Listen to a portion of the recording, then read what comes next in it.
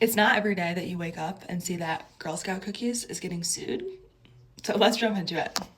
So this lawsuit was filed on Monday with claims of the cookies containing toxic levels of glyphosate, which is an herbicide, and heavy metals. And they are seeking 5 M's in damages for those who purchased Girl Scout cookies. So I hope that I get a refund. And this data that they got comes from a 2024 small, I should mention, very small study done by GMO Science and moms across America. And this is led by Dr. Perro, who is the owner of GMO. Here's her LinkedIn for reference. It says integrated position, author, and website director. I've never heard the website director term, but anyway, let's jump into the study. So 25 cookies were tested, 25 across 3 states. And the study found that all of the cookies contained glyphosate, and then some of them contained at least 4 heavy metals, including but not limited to arsenic, lead, mercury, and aluminum.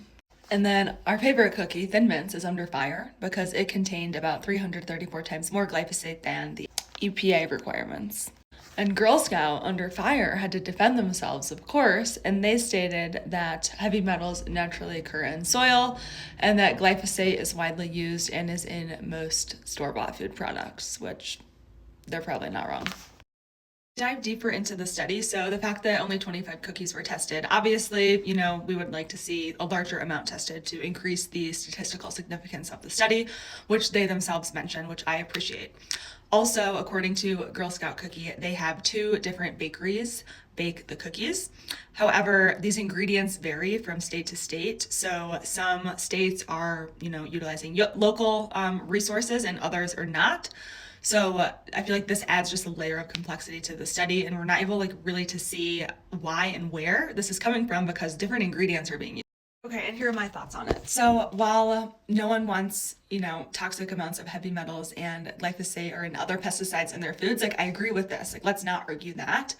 And also, honestly, I agree with their claims, with Girl Scout Cookies' claims that heavy metals and excess amounts of pesticides are likely in a lot of foods across America. So it is interesting that they chose to, narrow out and single-handedly call out Girl Scout Cookie, when I think that this could call attention to the larger issue of our soil quality in the United States and all the chemicals that we're using.